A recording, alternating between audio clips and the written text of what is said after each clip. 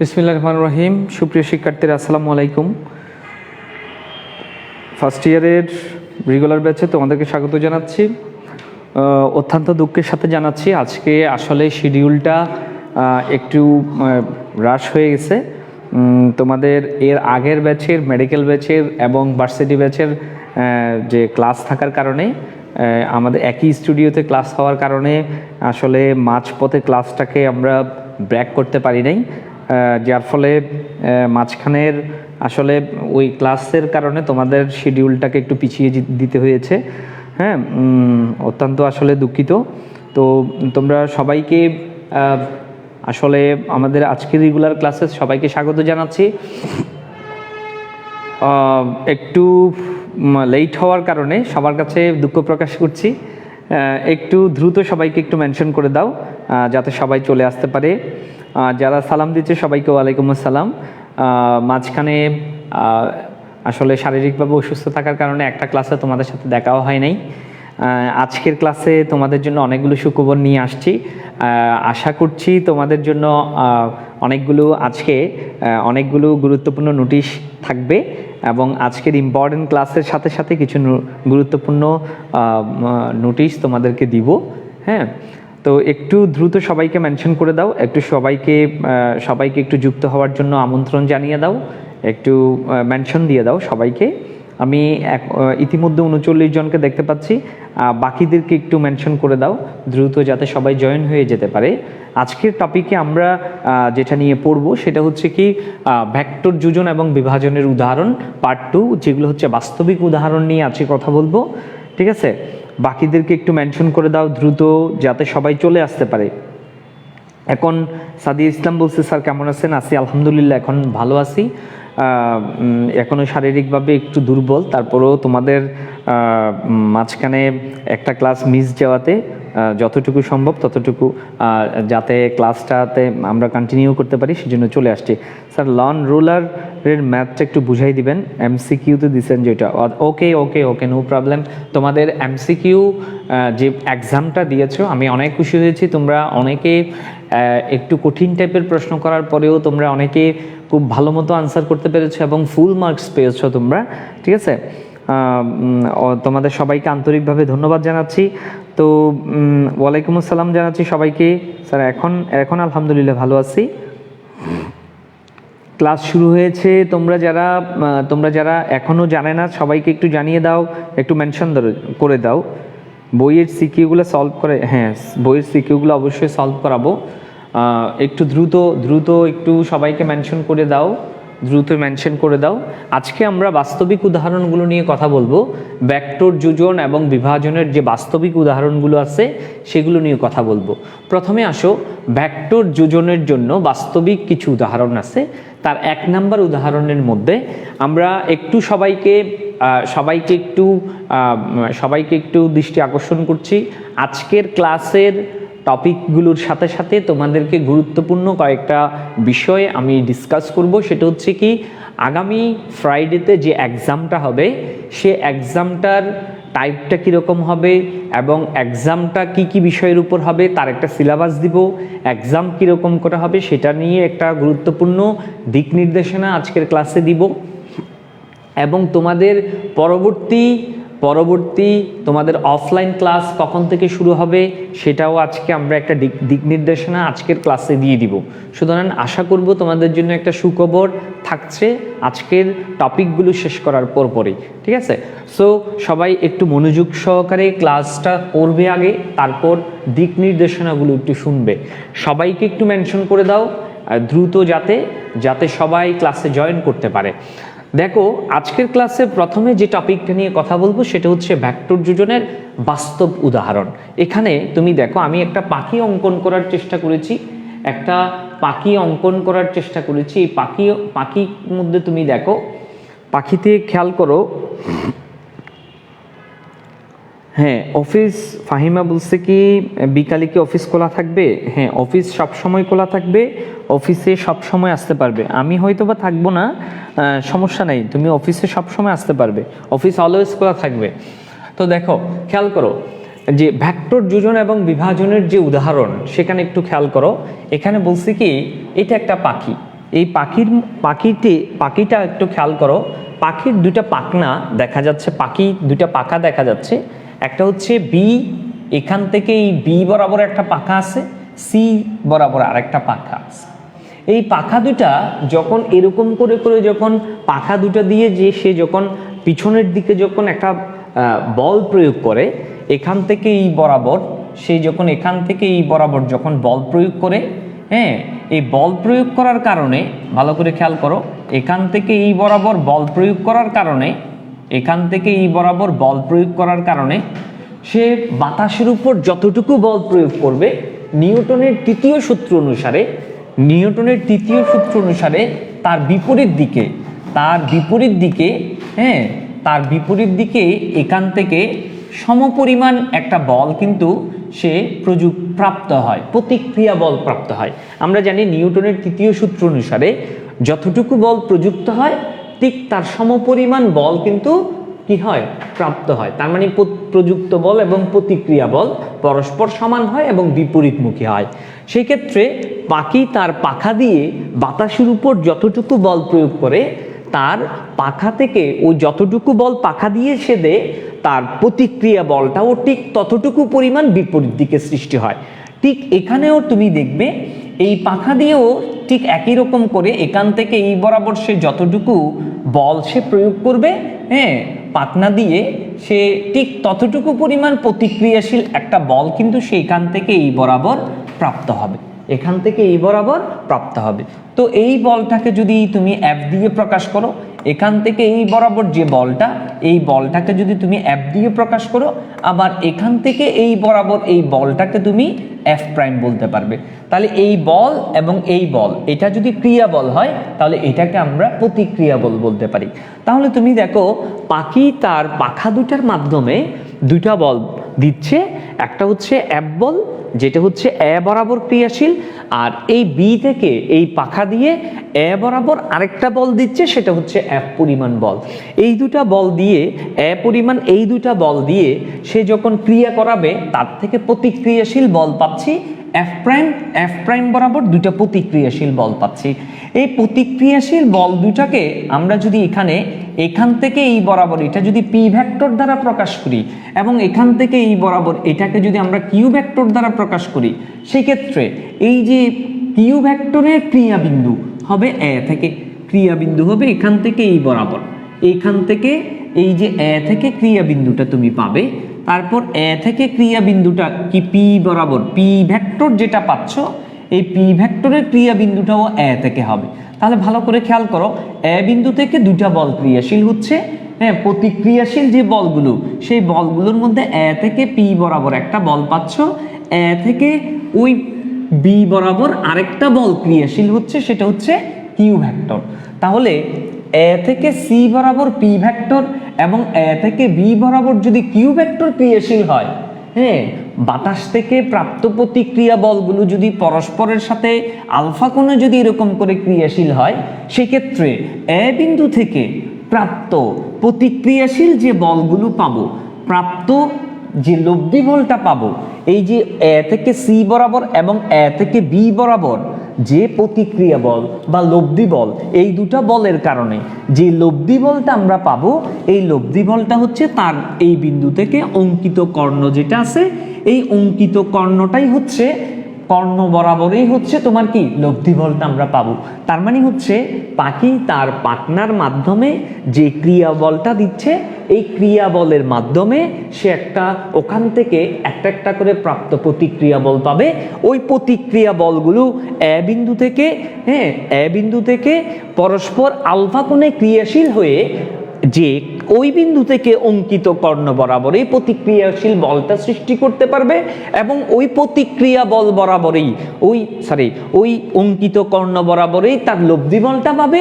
ওই লব্ধি বল বরাবরই পাখি সামনের দিকে অগ্রসর হতে পারবে। তাহলে এ থেকে সি বরাবর এবং এ থেকে বি বরাবর পি এবং কিউ বল পরস্পর আলফা কোণে ক্রিয়াশীল হলে ওই এ বিন্দু থেকে অঙ্কিত কর্ণ যেটা পাবো, ওই কর্ণটাই হচ্ছে এই পি এবং কিউ এর লব্ধি নির্দেশ করবে।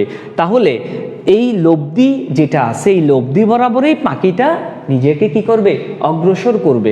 সুতরাং এখানে আমরা সামান্তরিক সূত্রের যোজন যেটা পাচ্ছিলাম, সামান্তরিক সূত্র যেটা আমরা পড়ে আসছিলাম, সেই যোজনটা আমরা এখানে দেখতে পাচ্ছি। কিরকম করে, তুমি এখানে দেখবে এখান থেকে এই বরাবর যে ভেক্টরটা আমি পাচ্ছি,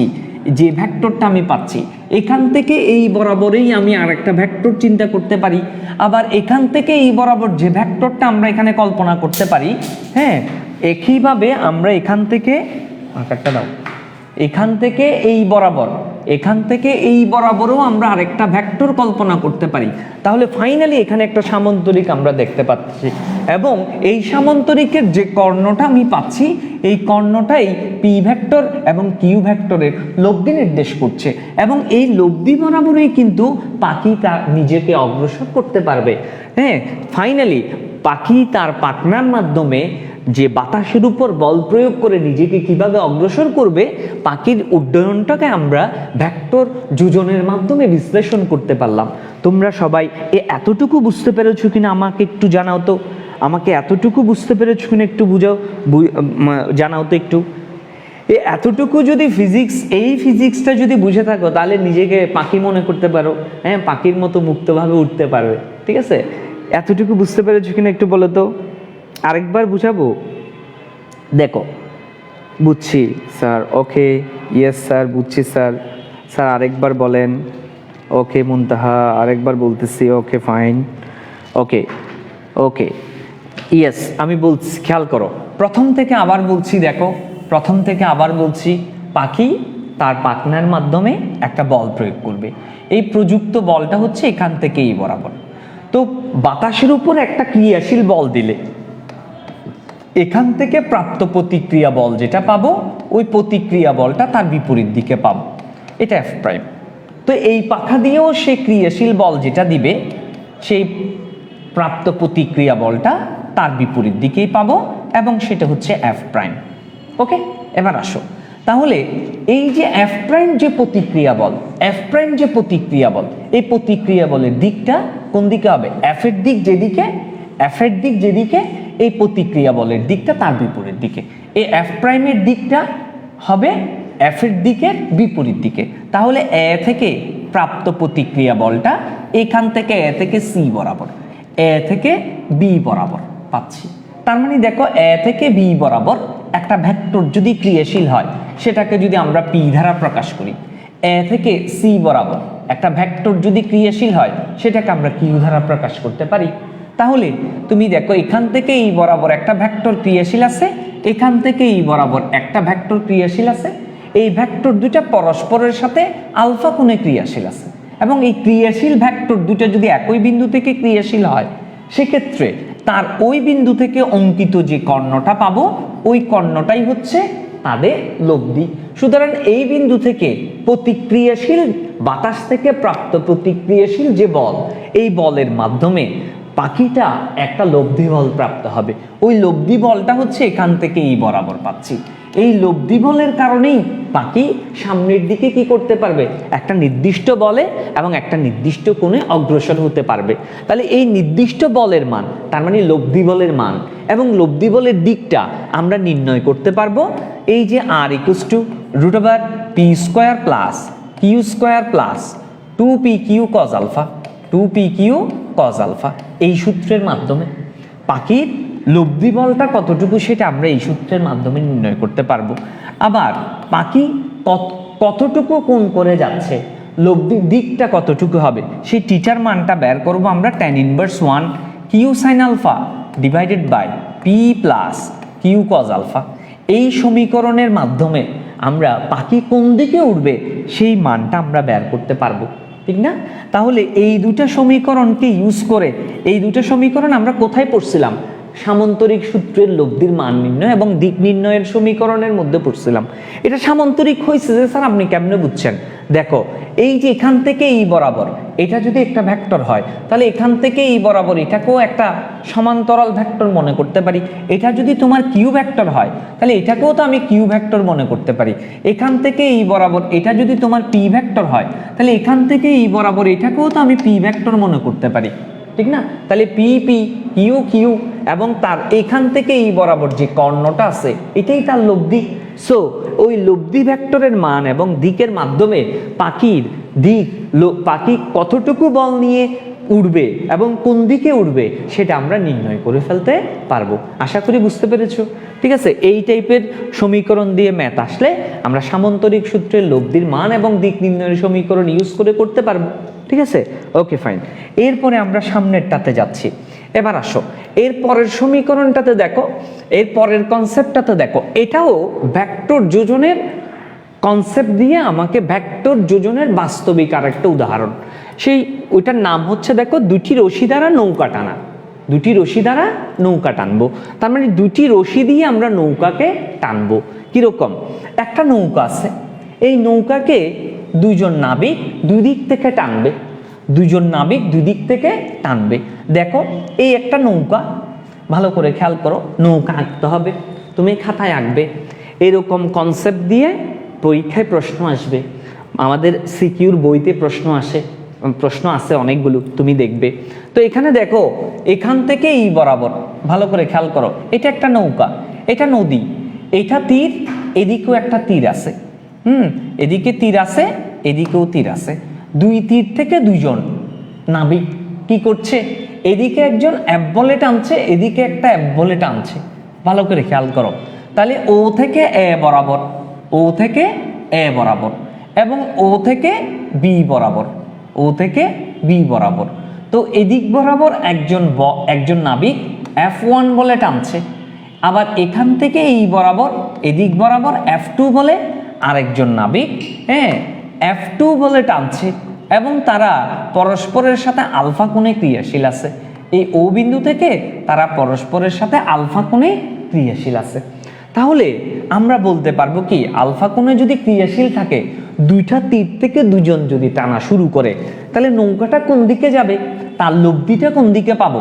এই বিন্দু থেকে অঙ্কিত সামান্তরিকের যে দুটি সন্নিহিত বাহু বরাবর, এই দুই বিন্দু থেকে দুইটা সন্নিহিত বাহু বরাবর যদি দুটা বল যদি ক্রিয়াশীল হয়, দুটি ভেক্টর যদি ক্রিয়াশীল হয়, তাহলে তার লব্ধি হবে তার ওই বিন্দু থেকে অঙ্কিত সামান্তরিকের কর্ণ বরাবর। অঙ্কিত সামান্তরিকের কি বরাবর? কর্ণ বরাবর। তো কর্ণটা কি হবে? আর। কর্ণটা আর, এই যে আর যে কর্ণটা পাচ্ছি এই বরাবরেই তার লব্ধিটা পাবো। তো এখান থেকে আমরা তো এভাবেই বলতে পারি, এখান থেকে এটা যদি F2 বল হয়, এখান থেকে এই বরাবর এটা যদি F2 বল হয়, এখান থেকে এই বরাবর এটা যদি তোমার কি হয় F1 বল হয়, তাহলে তুমি বলো এখান থেকে এই বরাবর এটা F2 হলে এখান থেকে এই বরাবর এটাকেও তো আমরা F2 বলতে পারি, ঠিক না? তারপর এখান থেকে এই বরাবর এটা F1 হলে এখান থেকে এই বরাবর এটাকেও তো আমরা F1 বলতে পারি। তাহলে এটা একটা অনেকটা সামান্তরিক হয়ে গেছে। তাহলে এই সামান্তরিকের যে কর্ণ, এই কর্ণ যেটা আছে, এই কর্ণ যেটা আছে, এই কর্ণটাই হচ্ছে লব্ধি নির্দেশ করবে কার? ওই যে দুইজনের বল, দুইজনের দুইটা নির্দিষ্ট বলে দুইটা তীর থেকে দুইজন নাবিক যে টানা শুরু করছে একটা নির্দিষ্ট কোণে, এই দুটা বলের ফলে কতটুকু বল নিয়ে নৌকাটা সামনের দিকে যাবে, ওই বল, ওই লব্ধি বলটা আমরা নির্ণয় করতে পারবো কিসের মাধ্যমে? লব্ধি বলটা আমরা নির্ণয় করতে পারবো সামান্তরিক সূত্রের লব্ধির মাধ্যমে। এখানে আমরা লিখতে পারবো R = p² + q² + 2pq cos α।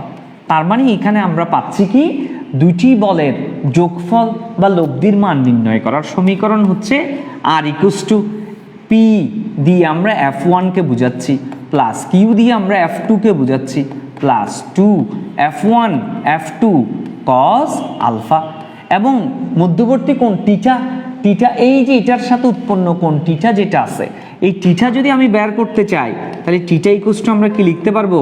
tan 1 q sin α / p + q cos α। ওই যে সামান্তরিক সূত্রের যে সমীকরণগুলো ছিল, ওই সমীকরণগুলোকে ইউজ করে আমরা এখান থেকেও ভেক্টর যোজনের বাস্তবিক উদাহরণটা এখানে কমপ্লিট করতে পারলাম। তার মানে দুটি রশি দিয়ে একটা নৌকাকে দুটা তীর থেকে দুটা নাবিক যখন টানা শুরু করবে, সেখানে নৌকাটা কতটুকু বলে কোন দিকে অগ্রসর হবে সেই মানটা বের করতে চাইলেও আমরা সেখানে ভেক্টর যোজনের কনসেপ্টটাকে ইউজ করতে পারবো। বুঝতে পেরেছো কি না সেটা আমাকে একটু জানাও, কমেন্ট করে জানাও। এতটুকু বুঝতে পেরেছো কিনা একটু কমেন্ট করে জানাও। যদি বুঝে থাকো তাহলে আমরা ভেক্টর বিভাজনের কনসেপ্টে যাব। লন রুলার যেটা ম্যাথ দিয়েছি তোমরা পারো নাই বলছো, সেটাতে যাব। আগে এতটুকু বুঝতে পেরেছো কিনা একটু আমাকে কমেন্ট করে জানাও তো। জি স্যার বুঝছি। জালালউদ্দিন বলছে, সাদিয়া ইসলাম বলছে ইয়েস স্যার, নুসরাত জাহান মাইশা, মোহাম্মদ সাইফুল আলম, শ্যামল সেন, আক্তার সালিশা। তারপর একটু বাকিরা একটু বলো, দ্রুত বলো। জি স্যার। স্যার টিটা আরেকবার বলেন। টিটাটা অলওয়েজ যে কোনো একটা টিটা সবসময় আমরা কি বলি, টিটাটা আমরা যে কোনো একটা বলের সাথে ধরতে পারি। যে বলের সাথে টিটা হবে ওই বলটাকে আমরা সিঙ্গেল রাখবো। তো টিটা যদি F1 এর সাথে হয়, F1 এর সাথে হয়, তাহলে টিটা ইনভার্স 1 ইকুয়ালস টু আমরা কিউ সাইন আলফা, হ্যাঁ, ডিভাইডেড বাই ওই যে কিউ যেটা আছে সেটা যদি F2 হয় তাহলে এটাকে আমরা F1 plus F2 cos alpha এরকম করে আমরা বলবো। ঠিক আছে, বুঝছি স্যার। স্যার নদী নৌকার সিকিউগুলো বুঝাই দেন প্লিজ। আচ্ছা রাধিয়া রিম্মি, ওকে। নদী নৌকার সিকিউগুলোর উপর প্রয়োজনে আচ্ছা নদী নৌকার সিকিউগুলোর জন্য আমরা ডিরেক্ট একটা পোস্ট দিছি গ্রুপে, দেখবা গ্রুপে একটা পোস্ট দিছি বাচ্চারা, তোমাদের জন্য আলাদা করে একটা পোস্ট দেওয়া হয়েছে। আমি তোমাদেরকে দেখাই, এই যে দেখো গ্রুপের মধ্যে গিয়ে তোমরা এখানে পাবা, দেখাচ্ছি আমি তোমাদেরকে। এই যে দেখো, এই যে এখানে পোস্ট যেটা দিছি, নৌকার গতির ম্যাথ একসাথে সব নিয়ম, পার্ট 1 পার্ট 2, এই দুইটা ভিডিও ভালো করে দেখো।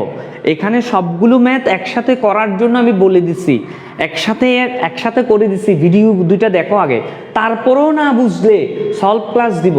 আজকে তোমাদেরকে অফলাইনের ক্লাস শিডিউল দিয়ে দিব, অফলাইন ক্লাস শিডিউল অফলাইনে খুলে দিব তোমাদের জন্য। ঠিক আছে, বলে দিব তোমাদেরকে অফলাইন কখন থেকে শুরু হবে। তারপরও না বুঝলে অফলাইনে আবার সলভ ক্লাস দিব, বইয়ের সিকিউগুলোর উপর সলভ ক্লাস দিব, কোনো সমস্যা নাই একদম। যেহেতু তুমি আমার কাছে ভর্তি হয়ে গেছো, তুমি আমার দায়িত্বে পড়ে গেছো, আমার কাঁধের উপর তোমার দায়িত্ব, মানে তোমার যা প্রবলেম তুমি শুধু আমাকে বলবে, সব প্রবলেম আমি সলভ করে দিব ইনশাল্লাহ। তোমার একটু প্রবলেম থাকতে দিব না, ঠিক আছে ইনশাল্লাহ। তোমাকে বলছি তুমি তোমার প্রবলেম বের করে রাখো। তোমার আগামী সপ্তাহ থেকে ইনশাল্লাহ আমরা অফলাইন ক্লাস খুলে দিব। অফলাইন ক্লাসে আসলে তোমাদের বইয়ের সিকিউর প্রবলেম বলো, তোমার ক্লাসে যা প্রবলেম হচ্ছে সেগুলো বলো, এখন পর্যন্ত যে 8-9টা ক্লাস হয়ে গেছে সেগুলোর প্রবলেম বলো, সবগুলোর প্রবলেমের উপর তোমাকে সলভ ক্লাস দিব। সলভ ক্লাসে তোমার কি প্রবলেম তুমি আমাকে ইন্ডিভিজুয়ালি একটা করে বলবে, সবগুলোর প্রবলেম সলভ করে দিব ইনশাল্লাহ। ঠিক আছে, কোনো সমস্যা নাই, সময় দিব। ওকে স্যার, এবার বলো।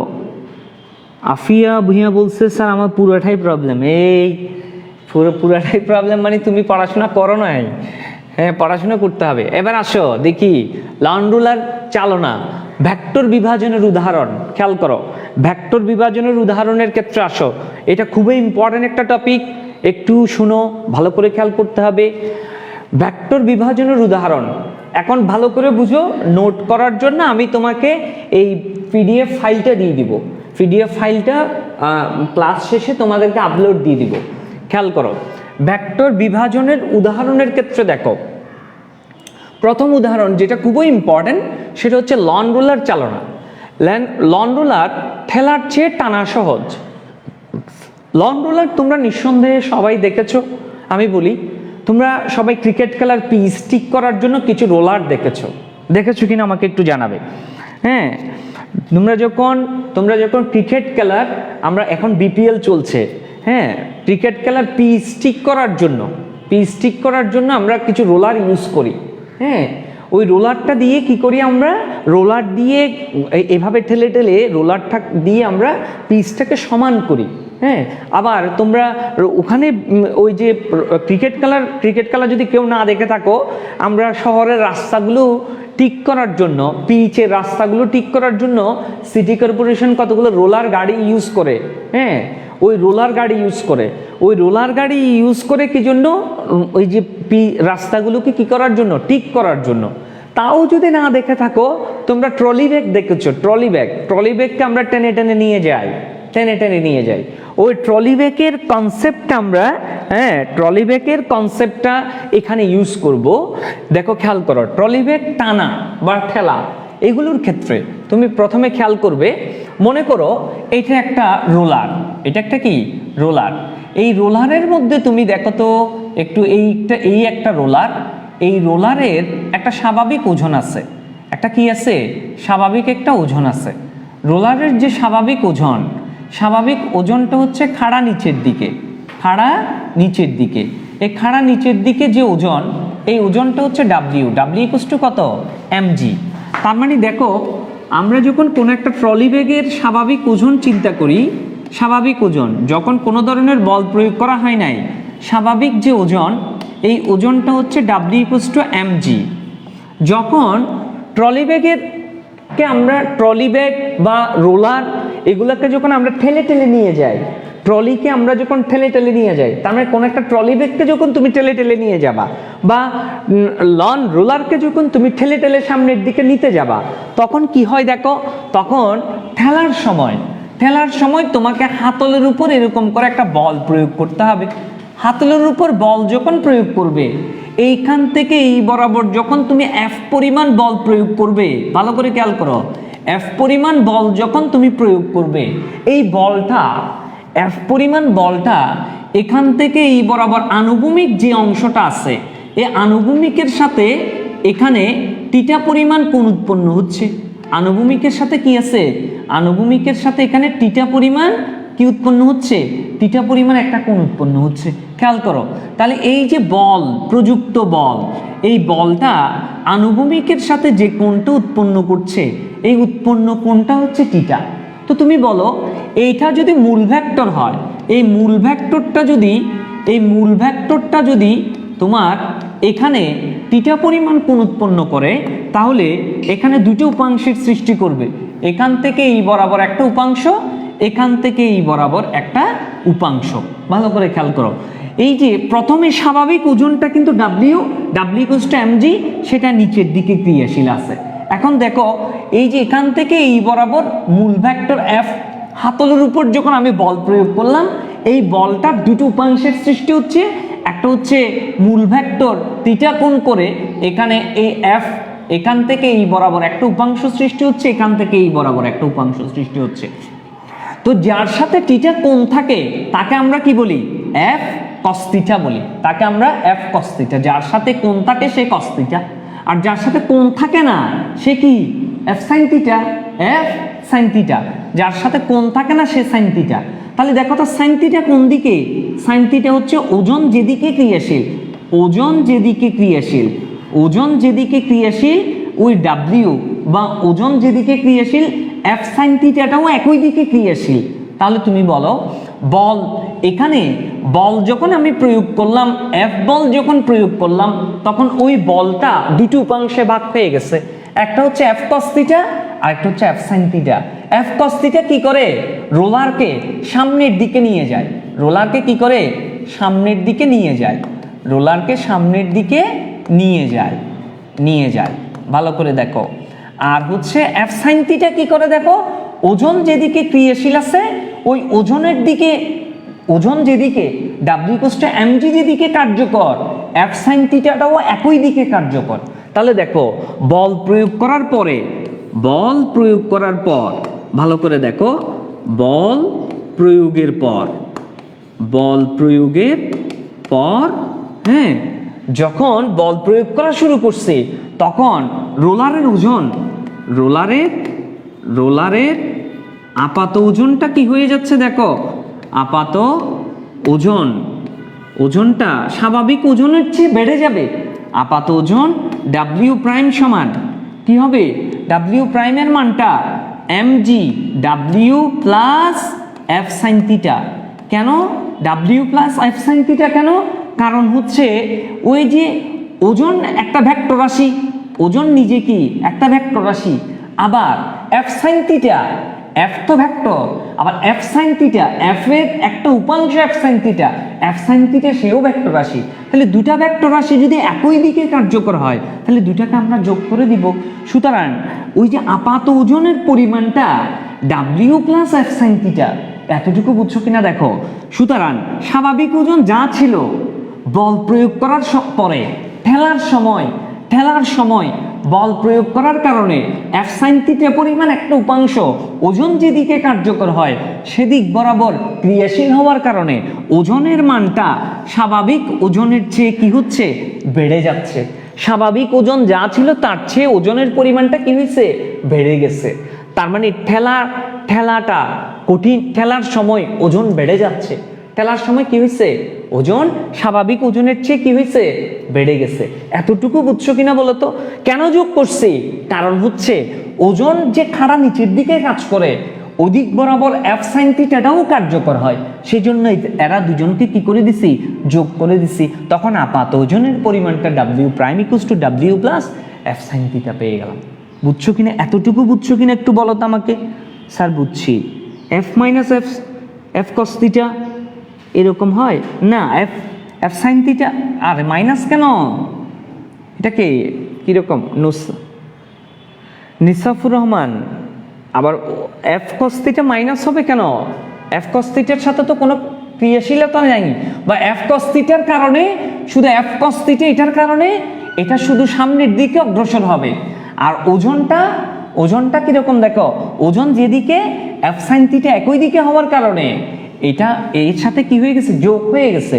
আর এফ কস থিটার কারণে এই উপাংশের কারণে সে সামনের দিকে অগ্রসর হচ্ছে, ঠিক আছে। ঠেলার কারণেও তো রোলার সামনের দিকে যাবে, ঠিক আছে, ওকে ফাইন। এবার আসো, এটা হচ্ছে ঠেলার ক্ষেত্রে বলছি। এবার আসো টানার ক্ষেত্রে আসো। টানার ক্ষেত্রে কি ঘটনা ঘটে দেখি তো একটু, এবার বলো। টানার ক্ষেত্রে আসো, রোলার, এই রোলারটা আবারও ভূমির উপরে স্বাভাবিকভাবে রাখছি আমরা, রোলারকে স্বাভাবিকভাবে ভূমির উপরে আমরা রাখলাম। এখন রোলারের স্বাভাবিক যে ওজন, এই ওজনটা হচ্ছে এখান থেকে এই বরাবর যে ওজন, এই ওজনটা হচ্ছে ডাব্লিউ ইকুয়ালস টু আমরা কি পাচ্ছি, এমজি। তাহলে আবার টানার সময় আমরা রোলারের স্বাভাবিক ওজন কতটুকু দেখো তো একটু, স্বাভাবিক ওজন ডাব্লিউ ইকুয়ালস টু কতটুকু আছে, এমজি। এবার আসো, যখন এটাকে আমরা টানার সময় বল প্রয়োগ করব, টানার সময়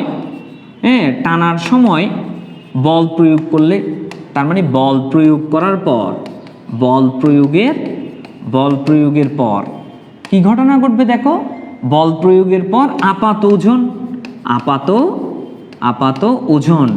আপাত ওজনটা কেমন হয় সেটা দেখবো, ডাব্লিউ প্রাইম ইকুয়ালস টু কেমন হয়।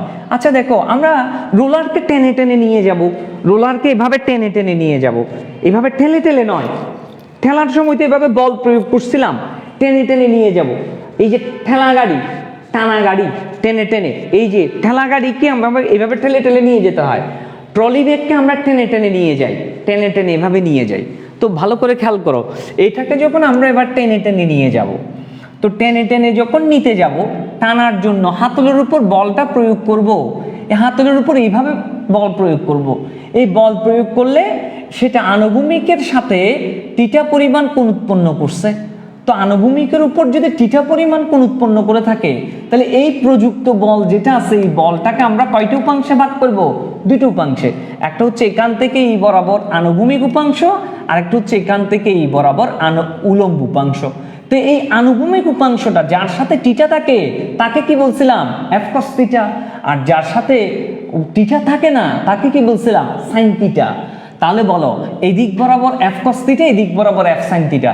এফ কস থিটা কি করে, রোলারকে সামনের দিকে নিয়ে যায়, রোলারকে সামনের দিকে নিয়ে যাবে, টানলেও সামনের দিকে যায়, ঠেললেও সামনের দিকে যায়। সামনের দিকে যাওয়ার জন্য ভূমিকা পালন করে হচ্ছে এফ কস থিটা।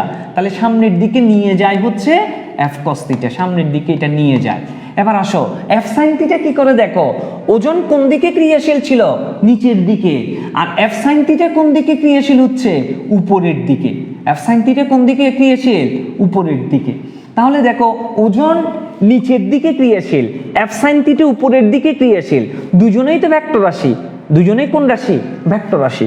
সুতরাং তুমি এখান থেকে আপাত ওজনটা কতটুকু হবে দেখো, ভালো করে খেয়াল করো।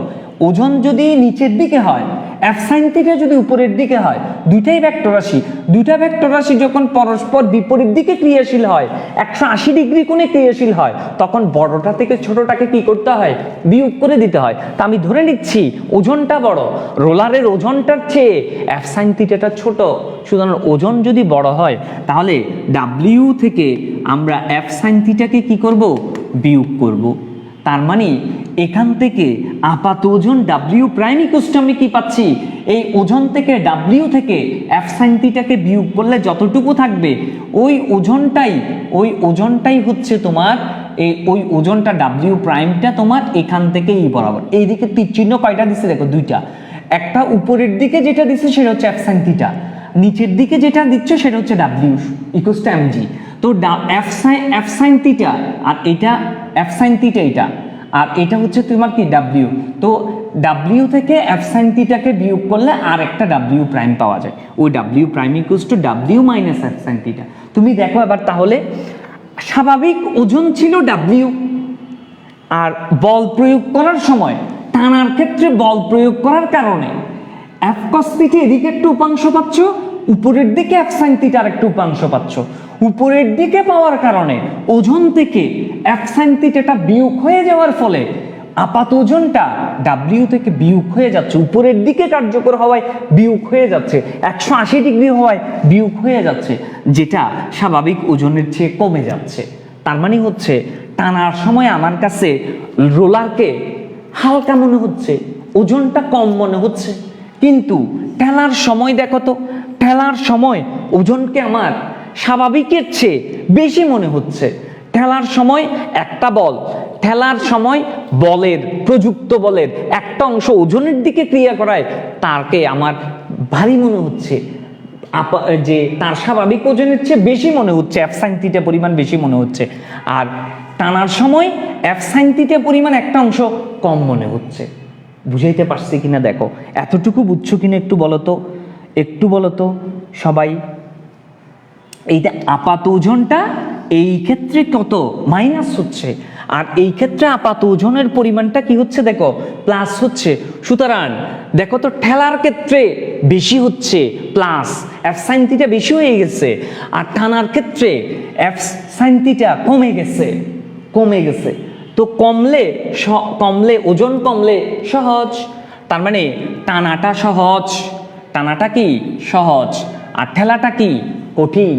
তার মানে তুমি মনে রাখবে টানা কঠিন না ঠেলা কঠিন, পরীক্ষা আসে, মেডিকেল পরীক্ষা আসছে, টানা কঠিন না ঠেলা কঠিন। তো মনে রাখবে এভাবে, এই টয়টা লেখা কঠিন, টয়টা কি? কঠিন, আর টয়টা এটা মানে টানা, টানা এটা কি? সহজ, এটা কি? সহজ। এই টটা লেখা সহজ, এই টটা কঠিন, এই টটা কঠিন। এই দেখো কঠিনের এই ট, আর এই টয়টা কি?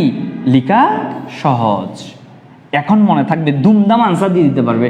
না হয় তুমি যদি ফিজিক্স বুঝে এমসিকিউর আনসার দিতে যাও, সেক্ষেত্রে এমসিকিউর ওখানে F sine theta, F cos theta, এদিকে নিচে উপরে এতটুকু, এমনি তো ফিজিক্সের ক্ষেত্রে বুঝবে, ম্যাথ করার সময় বুঝে করবে, কিন্তু এমসিকিউর জন্য টুসটাস আনসার দিয়ে দিতে হবে। সেই জন্য টয়টা কঠিন, টয়টা সহজ, এভাবে মনে রাখবে।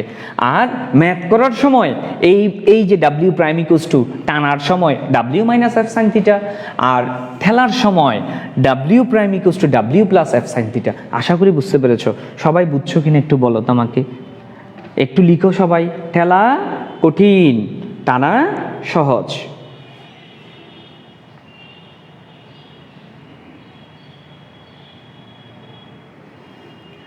মোহাম্মদ ইফতেকার বলছে ঠেলার ক্ষেত্রে এটা নিচে, ঠেলার ক্ষেত্রে এটা নিচে, আর ওটার ক্ষেত্রে একটু উপরে। কেন?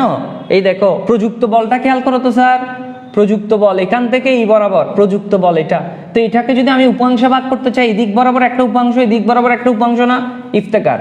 দেখো, আর টানার সময় দেখো তো প্রযুক্ত বল এখান থেকে এই বরাবর বলটা দেখো, এই বলটাকে যদি ভাগ করতে চাই, এদিকে একটা উপাংশ, এদিকে একটা উপাংশ, তো এইটাকে চাইলেও তো আমি নিচের দিকে নিতে পারছি না, টানার সময় টানবো, ঠেলার সময় প্রযুক্ত বলটা দেখো, প্রযুক্ত বলটা দেখো, ঠিক আছে?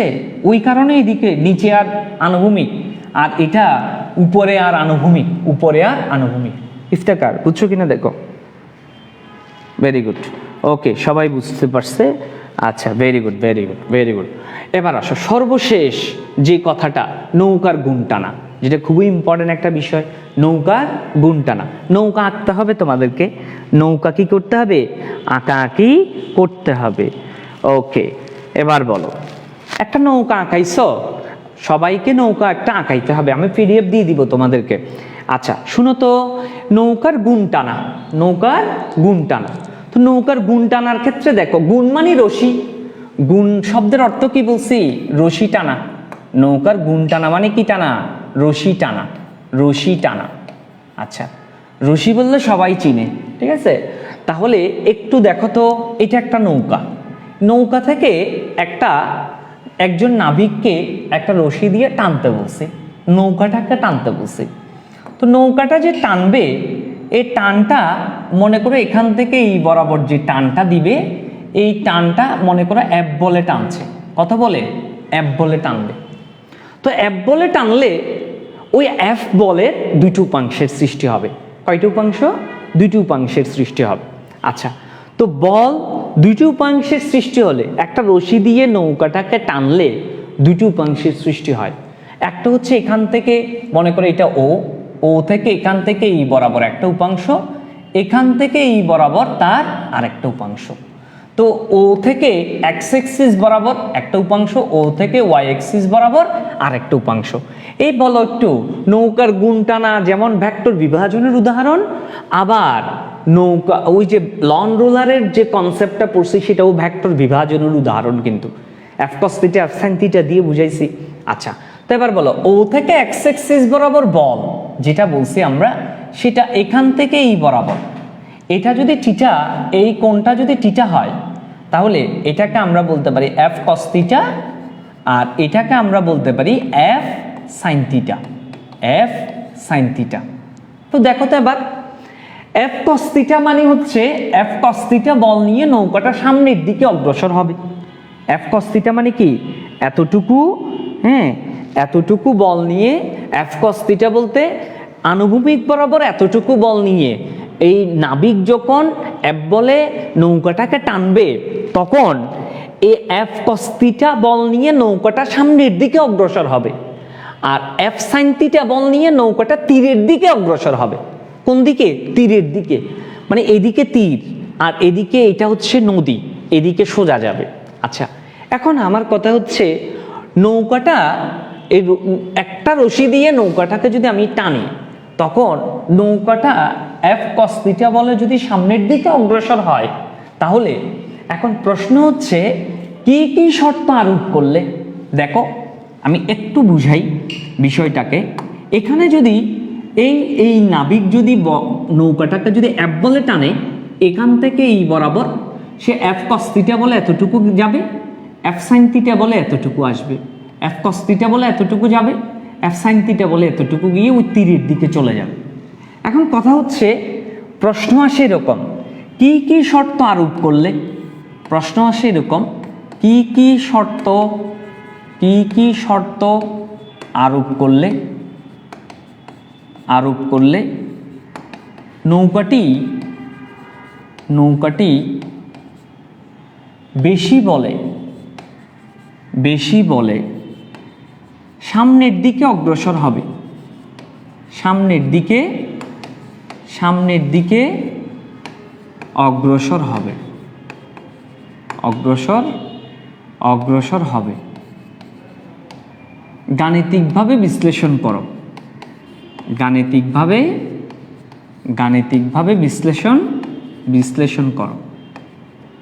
বিশ্লেষণ করো।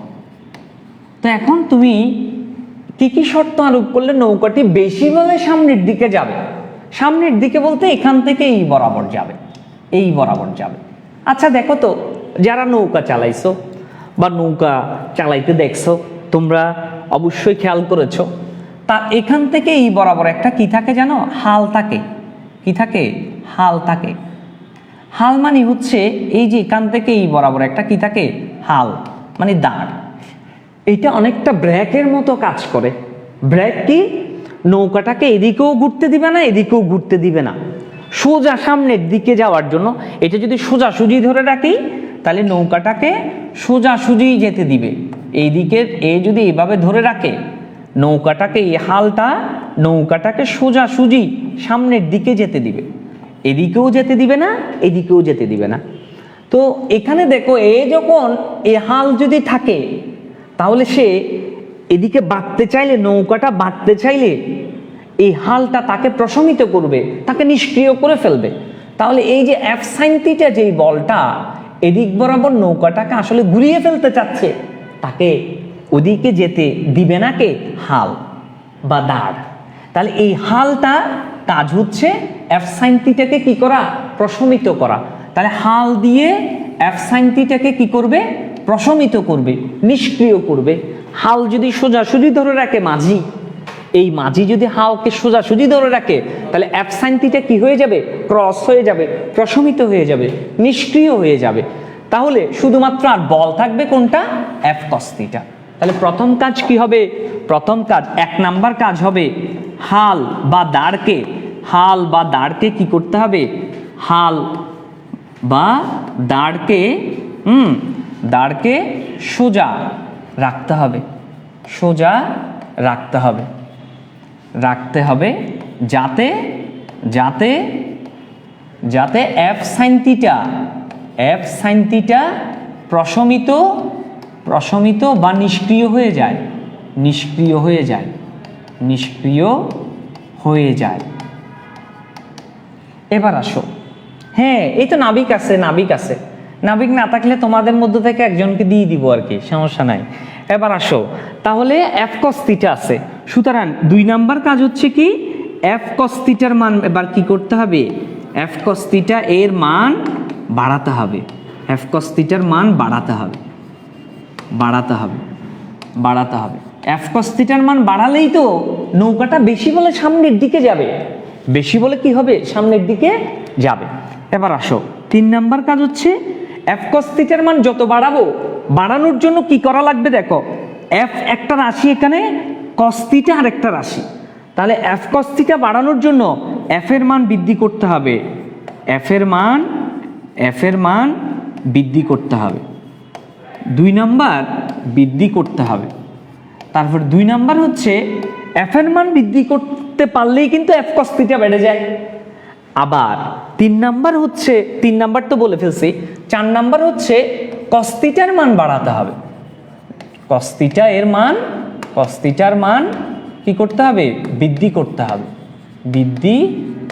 হবে, কস থিটার মান বৃদ্ধি করতে হবে। যদি কস থিটার মান বাড়ানো যায় তাহলে এফ কস থিটা বেড়ে যাবে। আচ্ছা স্যার, কস থিটার মান বাড়ানোর জন্য দেখো 5 নম্বরে কস থিটার মান বাড়ানোর জন্য কি করব তাহলে স্যার, দেখো কস থিটার মান বাড়ানোর জন্য থিটা এর মান কমাতে হবে, থিটার মান কমাতে হবে। কমাবো কেন, কারণ হচ্ছে দেখো একটু খেয়াল করো, কারণ হচ্ছে আমরা জানি 0 ডিগ্রি থিটা এর মান যখন 0 ডিগ্রি 30 ডিগ্রি, একটু খেয়াল করো থিটার মান যখন 45 ডিগ্রি, থিটার মান যখন 60 ডিগ্রি, তখন কস থিটার মান কত একটু বলো না আমাকে। কস থিটার মান কত, কস 0 ডিগ্রির মান কত, কস 0 ডিগ্রির মান 1, কস 30 ডিগ্রির মান কত, √3/2, তারপর কত 1/√2, তারপর কত হাফ, তারপর এরকম করে হ্যাঁ 90 ডিগ্রির মান হচ্ছে কত, 0। তার মানে তুমি দেখো থিটার মান যত আমি বাড়াবো, থিটার মান যত বৃদ্ধি করব, থিটার মান বৃদ্ধি করলে কস থিটার মান কি হয়, কস থিটার মান কমে যায়, কস থিটার মান কমে। আবার কস থিটার মান যদি আমি কি করি, কস থিটার মান যদি আমি আবার হ্রাস করি, থিটার মান যদি হ্রাস করি বা কমাই, কস থিটার মান কি হয় দেখো, বৃদ্ধি পায়।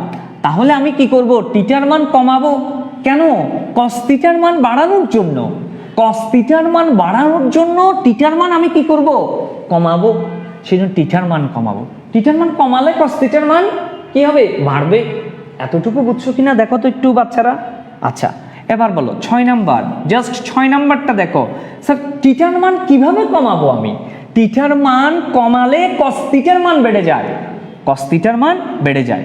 জাস্ট 6 নাম্বারটা দেখো তাহলে।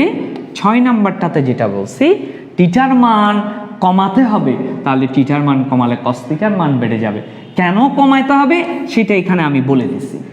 কমালে কস থিটার মান কিভাবে বাড়ে একটা উদাহরণ আমি এখানে বলে দিছি। এবার বলো টিটার মান কমানোর জন্য যেটা খুবই ইম্পর্টেন্ট এবং খুবই ইম্পর্টেন্ট সেটা হচ্ছে তুমি দেখো টিটার মান কমাতে হলে হ্যাঁ আমাকে কি করতে হবে? টিটার মান কোথায় কমাবো স্যার? এই যে এইখানে, এই জায়গায়, এই টিটা ছিল এইটা, আনুভূমিকের সাথে নাবিক যে রশিটা দিয়ে টানা শুরু করছিল সেই রশিটা উৎপন্ন কোণ ছিল আনুভূমিকের সাথে, ওই রশিটার উৎপন্ন কোণ ছিল টিটা। এখন টিটাকে কমাতে হবে বুঝছে।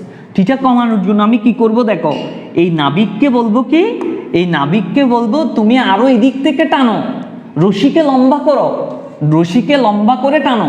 তো নাবিক যদি রশি লম্বা করে পায় তাহলে এই নাবিক এই যে এই যদি এখান থেকে টানা শুরু করে, তাহলে রশি লম্বা করে যদি এখান থেকে টানা শুরু করে দেখো টিটা কমে গেছে, টিটা কমে গেছে। তার মানে রশিকে লম্বা করলে টিটা কমে যায়। তাহলে 6 নম্বরে আমরা কি লিখব, যেটা খুবই ইম্পর্টেন্ট বলছি সেটা হচ্ছে কি, যে রশি বা গুণ লম্বা করতে হবে,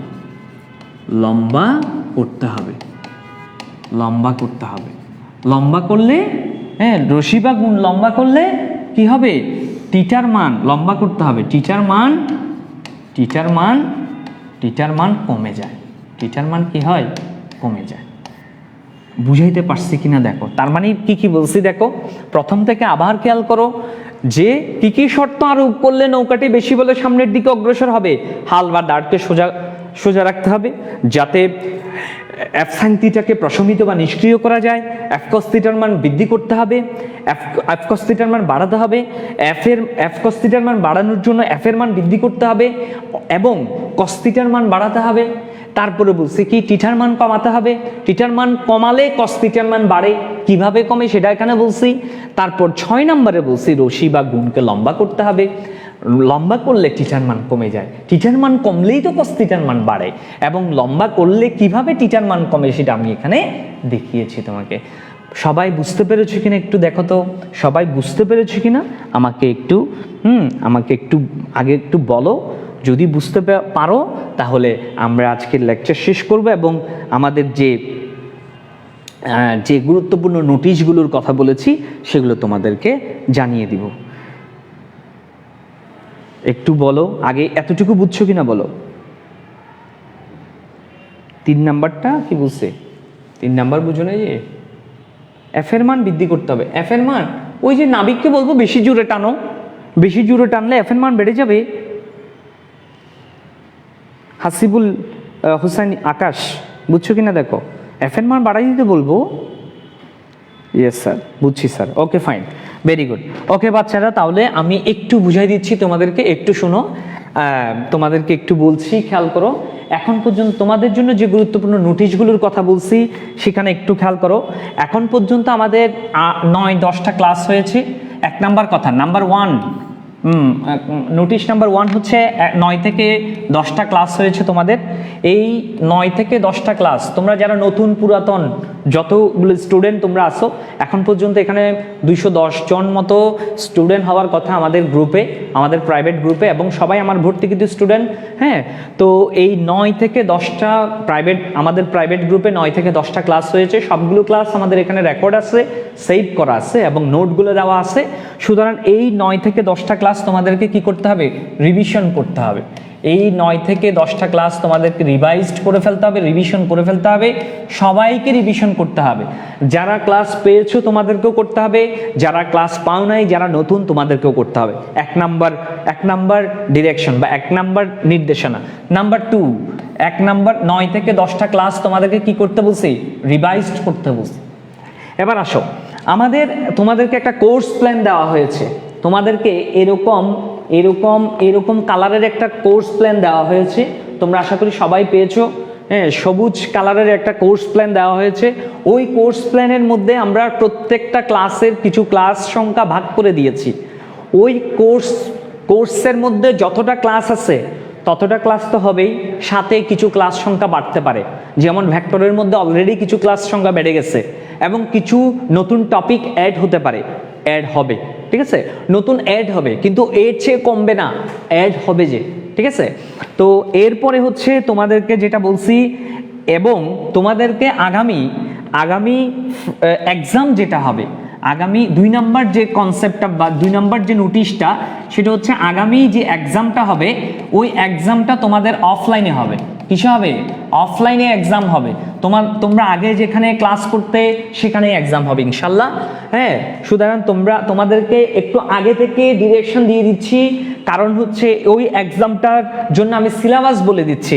সিলেবাস হচ্ছে তোমাদের সিকিউ বইয়ের 1 থেকে 19 নাম্বার পর্যন্ত, 1 থেকে 19 নাম্বার পর্যন্ত সিকিউ 1 থেকে 19 নাম্বার পর্যন্ত, হ্যাঁ, এবং 1 থেকে 104 পর্যন্ত এমসিকিউ, 1 থেকে 104 পর্যন্ত। তার মানে এটা হচ্ছে ফ্রাইডেতে হবে, এই ফ্রাইডেতে এক্সাম হবে, ফ্রাইডেতে এক্সাম হবে। সেটা হচ্ছে কখন? 1 থেকে 19 পর্যন্ত নাম্বারগুলো থাকবে। কি বলছি? 1 থেকে 19 পর্যন্ত সিকিউ, বইয়ের সিকিউ, ওখান থেকেই প্রশ্ন হবে এবং 1 থেকে ওই টাইপের প্রশ্ন হবে এবং ওগুলো প্র্যাকটিস করে ফেললেই হয়ে যাবে।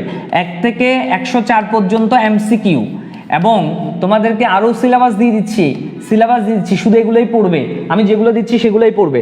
এবং 211 থেকে 249 পর্যন্ত আমি যা পড়িয়েছি ভেক্টর চ্যাপ্টারে, আমার এই 9 থেকে 10টা বা 9টা যা ক্লাস হয়েছে, এই ক্লাসের মধ্যে যে টপিকগুলোর সাথে 211 থেকে 249 পর্যন্ত নাম্বারের এমসিকিউগুলো মিলে যায়, এমসিকিউগুলোর টপিকগুলো মিলবে, ওই টপিকের এমসিকিউগুলোই শুধুমাত্র তোমরা পড়বে, ঠিক আছে। তো ওই এমসিকিউর নাম্বার বলে দিছি, এমসিকিউর নাম্বার বলে দিছি, সিকিউর নাম্বার বলে দিছি। এই সিকিউ এমসিকিউগুলো তোমরা প্র্যাকটিস করবে, বলে দিচ্ছি, ভালো করে খেয়াল করো। এইগুলোর উপর শুধু এগুলো থেকেই প্রশ্ন হবে বলছি, এই টাইপের প্রশ্ন থেকেই প্রশ্ন হবে। ফ্রাইডেতে এক্সাম হবে এবং আমাদের পড়ানো টপিকগুলোর উপর মোটামুটি এগুলোর উপর আমি এই নাম্বারগুলোকে সেট আপ করছি। শুধুমাত্র এই জায়গাটাতে কিছু আননোন টপিক থাকবে যেগুলো আমরা এখনো পর্যন্ত পড়ি নাই, কিন্তু এখানে কিছু টপিক ওইরকম আসছে, ওই টপিকগুলো তোমরা বাদ দিবে।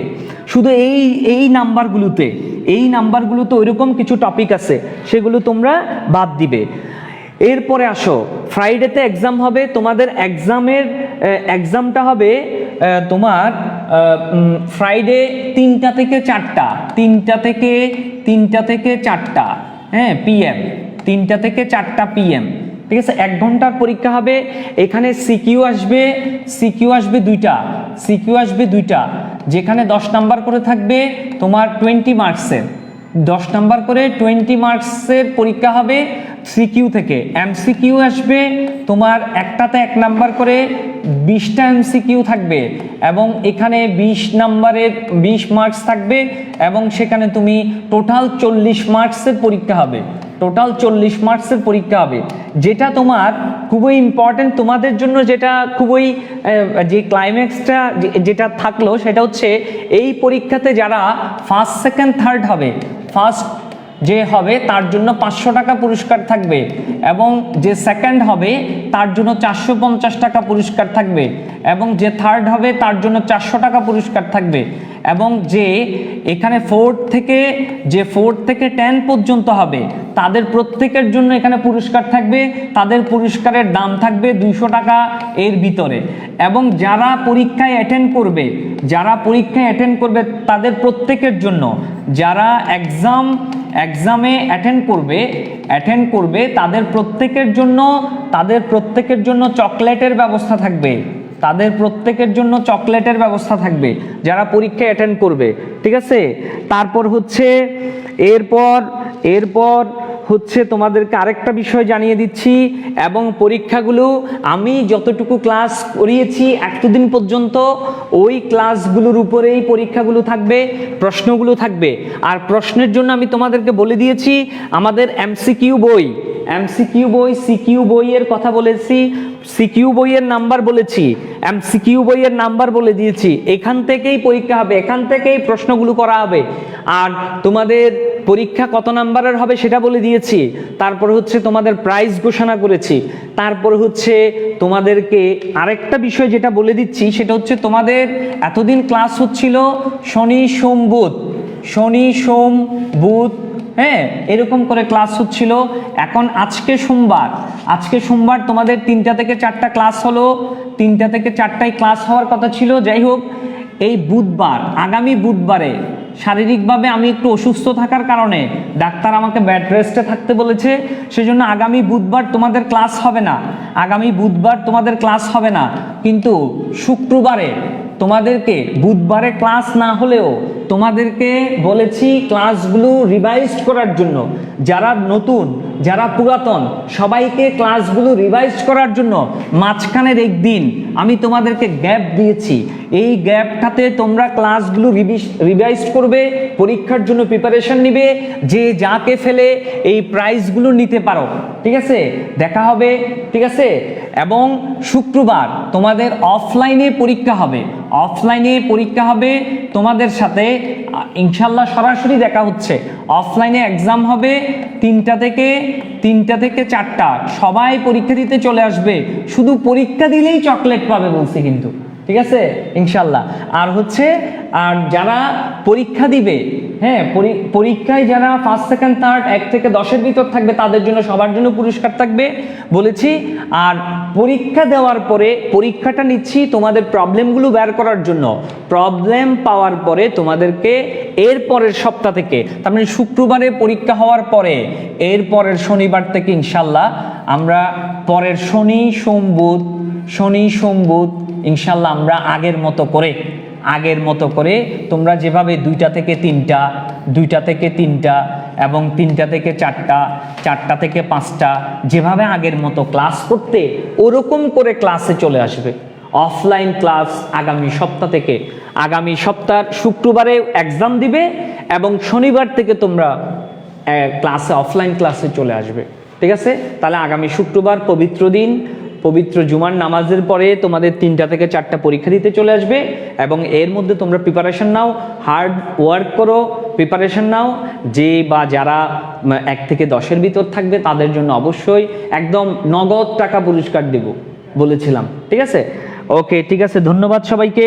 হ্যাঁ, তোমাদেরকে উৎসাহিত করার জন্য অফলাইন শুরু করে দিব ইনশাল্লাহ, স্বাস্থ্যবিধি মেনে যতটুকু সচেতন থাকা যায়। হ্যাঁ, তোমরা দেখেছো আমাদের রুম যথেষ্ট বড় আছে, ফাঁকা করে, হ্যাঁ দূরে করে বসিয়ে হলেও আমরা স্বাস্থ্যবিধি মেনে তোমাদেরকে অফলাইন ব্যাচে আবারও আগের মতো করে আমরা ক্লাস স্টার্ট করে দিব। ঠিক আছে, ধন্যবাদ সবাইকে। আজকে এতটুকুই, তোমরা পরীক্ষার জন্য প্রিপারেশন নিতে থাকো। হ্যাঁ, আজকে তাহলে এতটুকুই থাকলো। সবাইকে পরীক্ষার প্রিপারেশনের জন্য ভালো করে পড়াশোনা করার সে আশাবাদ ব্যক্ত করে আজকে শেষ করছি। আসসালামু আলাইকুম সবাইকে।